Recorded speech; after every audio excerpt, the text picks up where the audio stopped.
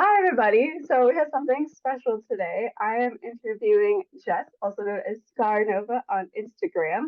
And for today, we are going to have some girl talk, but specifically girl talk relating to YuGiOh. So she has graciously accepted my invitation to go through her history with YuGiOh and kind of answer some questions and reflect on the game and potentially what we could do to make it better. So thank you, Jess, for being here. So tell Yeah, me, no problem. how did you first get introduced to Yu-Gi-Oh? Uh, so it was on Kids WB when I was a kid, one of the 13 channels that we had growing up. Same. It'd be the one that I just really enjoyed, where it's like the monsters and everything was I liked better, and then Pokemon was just never on during the times that I would get home from school on the channel. So Yu-Gi-Oh would always be the one that would come on, and I just kind of got interested in that, and it kind of stuck with me since. Okay. Do you actually play or collect the card game, or was it mostly the show? Like, how is it that you enjoy the franchise? Uh, when I so my mother actually tried to learn how to play the game Oh, wow, to that's try awesome. and teach me to play the game. Uh, and it didn't work out very well. I was a little too young for it. But I actually bought the cards and I tried to play with them. But it was more collecting at that point and like going to school and be like, look at the super rare cards I got. I have a blue eyes white dragon. Mm. I have a dark magician. It was very that back in the day. I started playing closer to middle to high school, so it was a number of Okay. years Do you uh have a favorite deck? before I actually before what? Do you have a favorite deck from like over the years? Uh, yes. Um, so I mean, there's just like a few decks, especially during like the 5Ds era, that just really mesh well with me. I really like playing the Naturia deck. Plant Synchro, I still do my best to play as much as possible, but it can't be competitive, and that's okay. Um, and then the Chaos Dragons is what actually got me into like playing the game because it was a cheap kind of meta-ish way to actually go into the game at the time when it came out. Yeah, the structure deck. Yeah, just spend $30, get the structure deck, and then a couple of people at my locals just gave me some random cards that I needed, and I actually ended up being able to play. It was a lot of fun. Awesome. When did you start going to locals? I was 15. I would have my mom drive me to a city 30 minutes away, because that was the nearest locals in California. Um, at some point, we did have to switch locals because they stopped supporting Yu-Gi-Oh! Because they'd rather have the My Little Pony instead. And then we had gone to a second locals, and that was kind of like the only time I've actually ever gone to locals. Did you have any like nervousness about going, and then like how did it feel once you actually got there?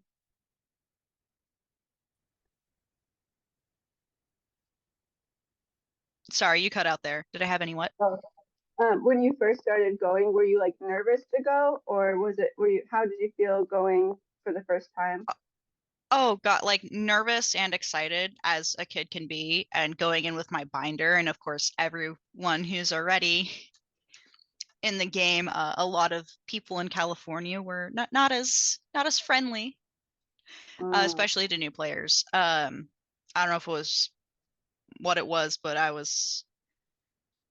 there were a handful of people who were like, "Oh yeah, come on in," and then the other people were like looking through your binder, and they're just like, "This is it's just commons," and I'm like, "It's staples." Like that's what I yeah, was taught to put in a binder. yeah. Do you feel like you were treated any differently because you were a girl, or did you have other girls in your locals?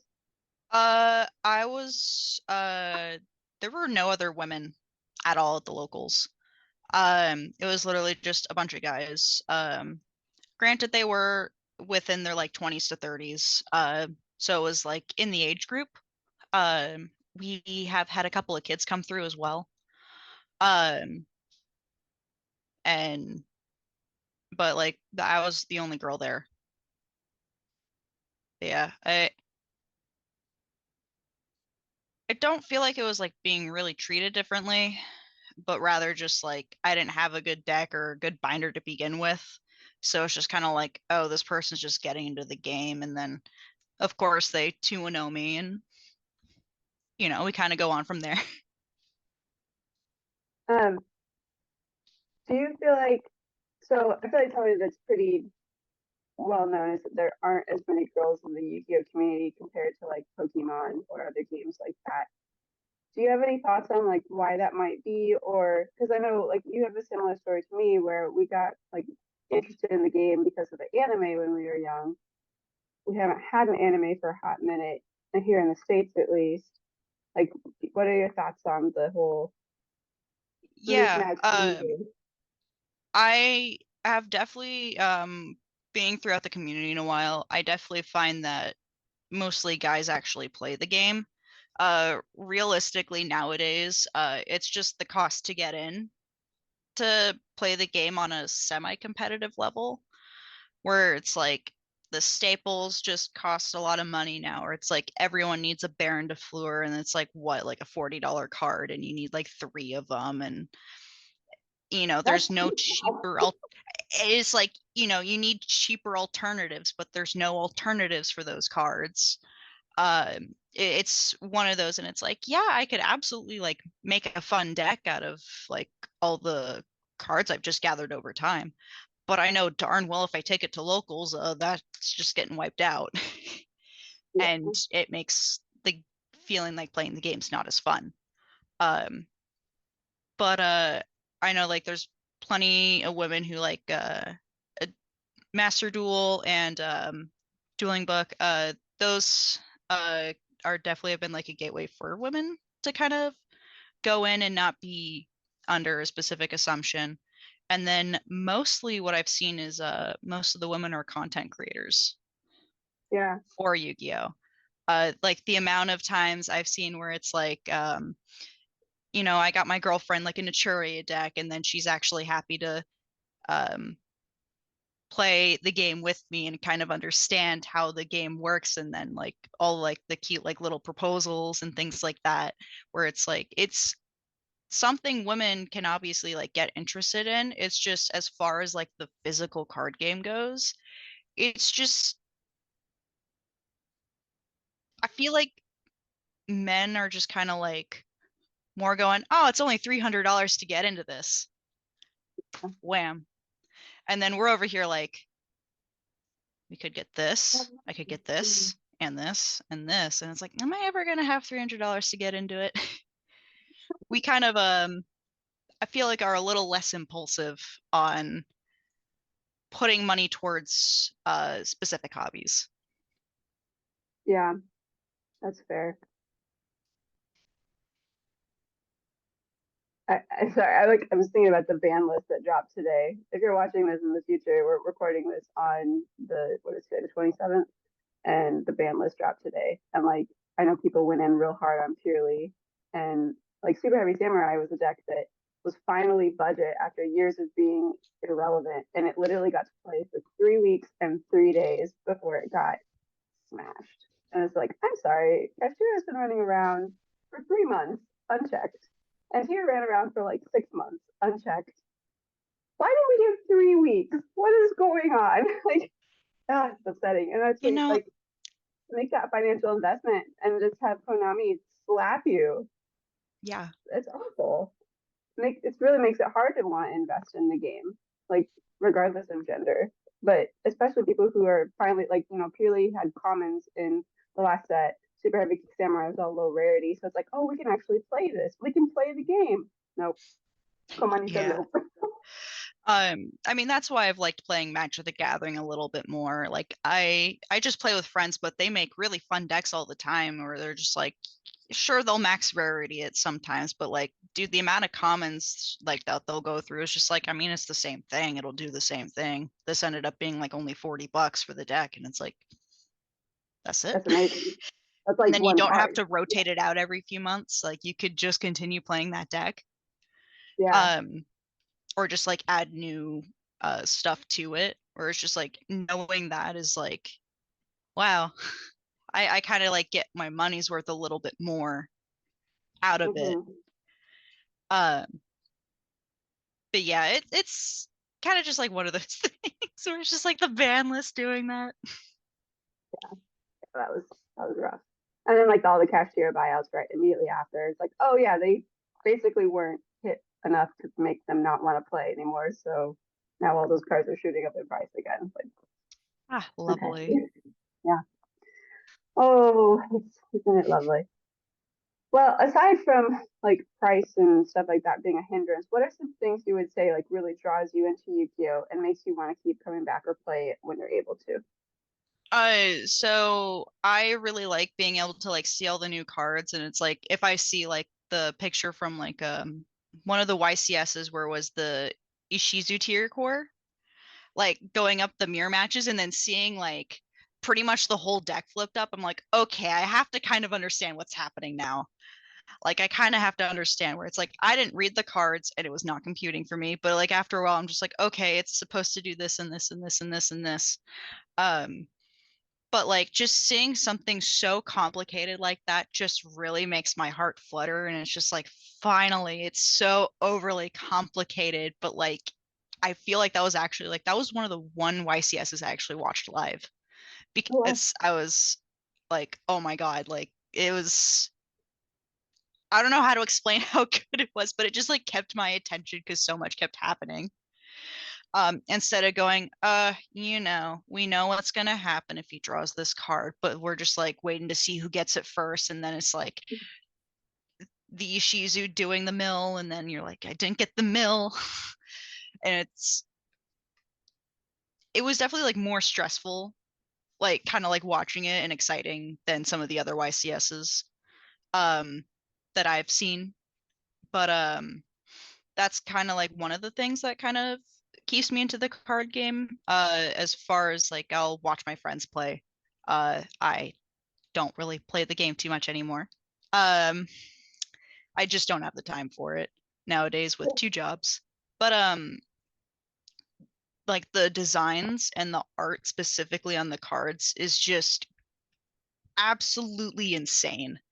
Like truly, like the art has gotten way above and beyond. Like I don't know who their artists are, that I wish they would actually have artist cards, Yeah, me kind of like too. Magic the Gathering.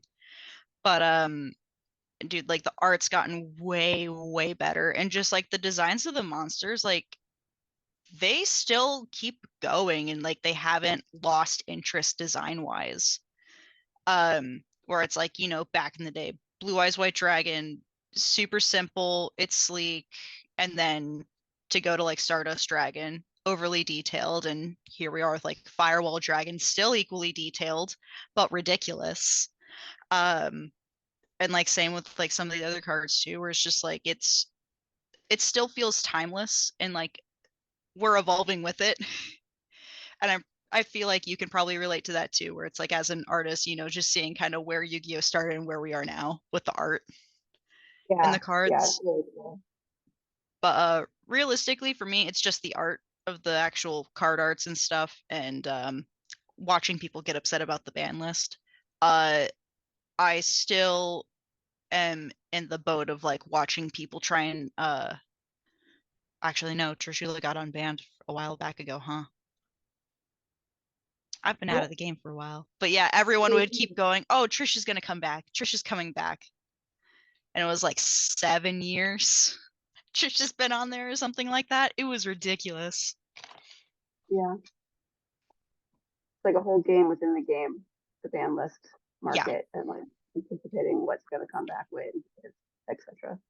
Yeah. I mean, Change of Heart was huge. Yes, I actually run that in my flu deck, and it's entertaining every time I activate it. They're just like, "What? Why is this happening?" And I'm like, "But you can use your Barona now, or I contribute it, whichever you prefer." But that's like especially like the classic cards where it's like we know why it's on there, but like seeing them come off, it's like, oh my God, what? Yeah, Like yeah, those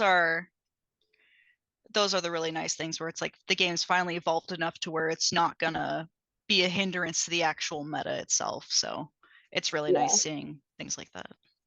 And then every now and then they bring something off in like Snatch Steal, like 7 years ago, whenever that was, and like it was like immediately like, "Oh nope, too much. Put it back." Oh Good, yeah. good, yeah. Well, speaking of art and artists, you are a phenomenal artist, and I don't remember.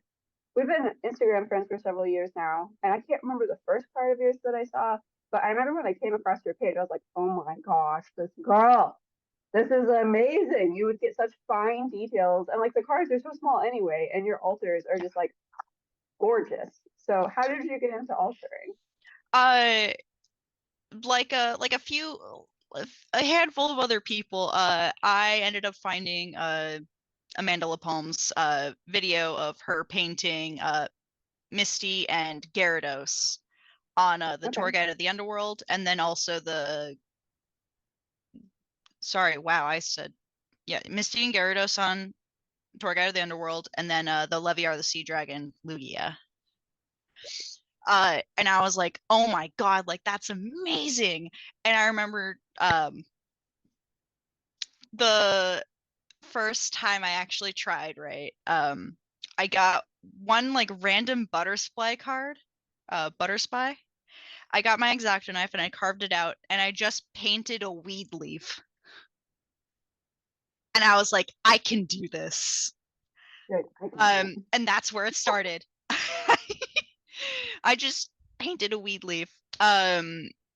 I didn't have a desk or like anything. I had this like little rubber mat kind of thing. I had no windows or anything in my room, or I had like the dimmest lights, but I had my really cheap $1 paints that I got from the store. So it's like since then I've of course, upgraded, but I still use those and still recommend doing that for anyone who like wants to get into it because it's like why not? Um I mean, you know, obviously like why fix what's not broke? But that's kind of how I got into it, and I just kept getting really excited from there. So the first one was the wheat leaf. um I painted like Jinx on a battle boxer, and at the time I had no expensive cards. It was just random commons I had. So I had to like get creative and try and post on Reddit. I made a number of friends along the way. But that's kind of just how I got into it. I watched some of Amanda Lapalme's videos, and since then, we've also been pretty decent friends for like a good bulk of it until we just kind of talked a lot less after she kind of moved to her company from the card alters. Um, but I mean, when it came to like card alters, like we were talking all day, every day. That's cool. um, but yeah, I still very much love doing alters, but now it's just like almost time consuming because like I my ADHD is really really bad, and it's like it has to be perfect, and it's not. Mm, But that yeah, would be tough. I made do with what I had, and I was a kid with no money, and that's what I did. You still made it work. Made awesome Oh yeah. art with it. Yeah, it's very cool. I actually have your Moki Moki earrings on today. I was like, I have to wear these because I noticed. yeah. Yeah. God, those Moki Mokis are super freaking adorable. I love them. The I got them in and I was like, I have to wear them myself and have a pair for myself. I went to the store and one of them fell out at the Oh store. And I'm like, of no, course this happened. So I don't even have my own pair anymore. that's so sad. I'm Yeah. gonna learn about that more sometime because I'm curious how you like the process of going around and getting something like that made. Like almost like I don't know how that works. You should teach me. Well, well, do you have? You mentioned 5Ds earlier. Do you have a favorite anime like character from Five the Ds. anime? Yes. Yeah, You say hi. yeah. Hi. Hi. Hi. Yeah, I have a lot of fan art. All right. Yes. Yes. So I liked you say a lot because it was just kind of almost like the person I wanted to be or like Really? wanted in my life, where it's just someone who doesn't necessarily like cower at things and is like, no, I'm not even gonna like think I can't do this and just do it. And then until it came to like the world saving stuff, obviously you doubt yourself and go, oh, yeah, I gotta save the world, but what cost? And but like, he was just kind of like, you know what? I'm gonna fight the power. Let's fight the police. Uh, Yeah. who needs to be poor? Especially like because like Satellite was like a kind of like a similar experience to what I was kind of going through too, and then just kind of making your own life for yourself. Like that was just something that 5D's just like it has a place in my heart, and I love you say for that. That's a really cool connection. I haven't watched all of 5Ds, and it's been a minute, but I you say was a very he's a great character, and it's really interesting hearing like how you were able to connect with him like across universes and yeah, there's a lot of like underlying truths there that people can resonate with. Yeah. That's awesome. Favorite card? Uh, Black Rose Dragon. Um, I have a I have spent a lot of money on memorabilia. A I can't lot. relate to that. I can't relate. On just Black Rose Dragon, I've spent probably around like $1,000 to $2,000 worth of stuff. This is why we can't play Uh, metadata because we have to have all this the is why we shiny can't play Metatext because things. I'm just buying Black Rose memorabilia. Yeah. Uh, there's just something about Black Rose Dragon that just kind of always like it's one of those monsters that just sat in my heart, and it's one of the first two Yu-Gi-Oh monsters I drew after kind of being away from the anime for a while, where I kind of just started getting back into it. And since like copying, as a lot of us do, we like to copy the art and go, I can redraw this. Yeah, I did that with Black Rose, and there was just something like so elegant about like trying to draw it the way that it was drawn. I'm like, okay, I love this. Like the black tipped rose petals, and it was, I beautiful love it. design card. Yeah, Oh yeah. like, And then it's of my course, favorite of the of the oh Signer Dragon. That's no competition. I'm sorry, folks. yeah. But I also liked the effect that Black Rose Dragon has as well, where it's just uh like I need an out, like I need to do something, and you're just like, thank God, like I can do something. Like it was the equivalent of like I don't have a hand, like I need a hand trap where it's like I need to get out of this situation somehow. And throwing Black Rose and going nuke was the best we could do since Dark Hole wasn't there for us. Yeah, yeah, that's cool. So, do you have a favorite memory or experience associated with Yu-Gi-Oh that you'd like to share? You shared a Favorite. lot of really good ones. Um favorite. So one other popular artist, Slife of the Sky Dragon. Um she and I met a few times when I was in my teenager years, like 16ish era. We ended up living in the same area of the state, so we actually got to see each other at like Fanime, Sac Anime. Um and I remember just like as a sheltered 16-year-old kid, uh I was only going to school once a week, and I had basically a week's worth of homework, and then going in once a week to turn in the homework and review it, because I had some health conditions going on. But I just like randomly messaged them on DeviantArt, even though we haven't like talked or hung out. And I was like, "Come over to my birthday party," and Oh they wow. came. It was really Oh funny. wow. And oh my God, Slifer is absolutely like amazing. So she knew I loved uh Yusei and Yu-Gi-Oh and 5Ds. Um she's been so extremely thoughtful. She got me some prints that she's had. She actually made something custom for my birthday that I still have laying around here. Um she also got an actual like Yu-Gi-Oh 5Ds board game. Oh wow. I didn't even know that existed. I didn't either, and I was like, "This is ridiculous." It was like the equivalent of like Monopoly almost, and like they had like the characters and they were like flattened, so it's like everyone was flat. Um, and then there was like a couple other things in there, but it was like all Yu-Gi-Oh themed, and it was like meant for me, and I was just, uh, I didn't know how to play that board game. I had no one to play with.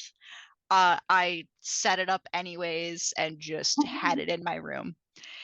It was probably one of my favorite things. And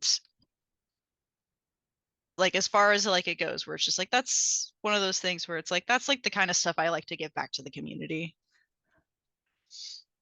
That's a really thoughtful gift. That's Yeah. amazing. Um, I'm sorry, Zoom is being goofy. Okay, we're back. Uh, wow, yeah, that's.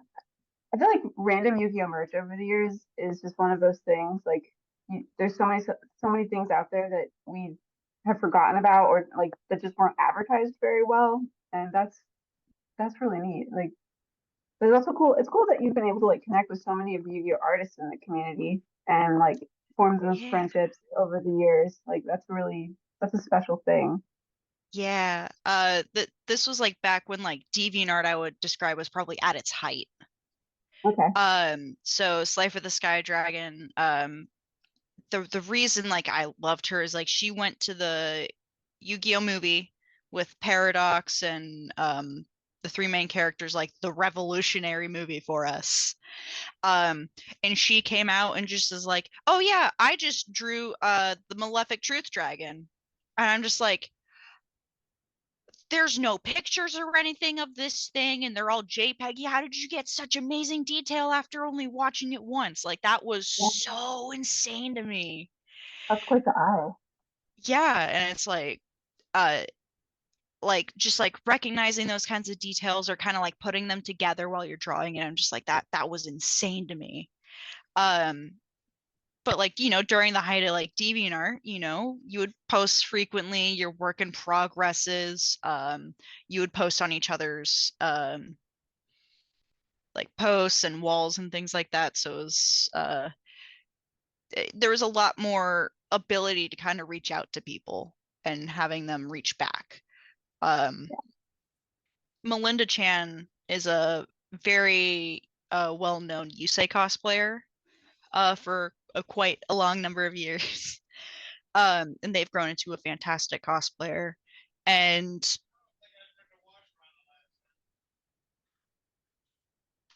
uh, I don't hear it. I heard something, no, but I don't know totally what. fine. No, I'm glad because something's happening outside. And All I'm right. glad that okay, but yeah, so she we've been able to like I've had a couple words with her. Like it's kind of one of those like you were able to reach out and like get something back. Nowadays it's like I'm too busy. I'm just going to turn off the notifications for messages. And I mean, that's kind of what I've done now at this point. I've turned off my actual phone notifications and it won't show anything until I actually click on Instagram. Uh, is sometimes it can just get overwhelming. Yeah. Yeah. Especially when you finally do take the time to like share something and then the algorithm just buries it. And it's like, why do I bother anyways then? Like, Yeah. So it was always just easier for me to just turn off the notifications and then be disappointed later. Yeah, I get that. I can't like just linger anymore and like interact with people because I'm just tired of the disappointment of when it just doesn't put it in the out, like it just doesn't pick it up. Yeah. It's rough. And then you tell yourself you don't really care. I'm just posting my art, and then you're just like, But I'm human and I do care. livelihood, Yeah, livelihood. yeah. Tell me that you love me and appreciate me. Well, on that note, if people do want to find you and appreciate your art, do you want to, I mentioned at the beginning, but do you want to let people know where they can locate your stuff? Yeah, so I am ScarNova. It's generally one word on most platforms. I have like a Facebook page that I post on. Reddit's just gonna be one word, ScarNova. Same with Twitch, where I stream every so often, and then on Instagram it's Scar_Nova. Well, thanks again so much for coming on and sharing your stories. I learned a lot. That was really cool. I'm I'm digging this. So I hope that you have a lovely rest of your Saturday, and I will see you on the gram. I'll see you on the gram. Bye.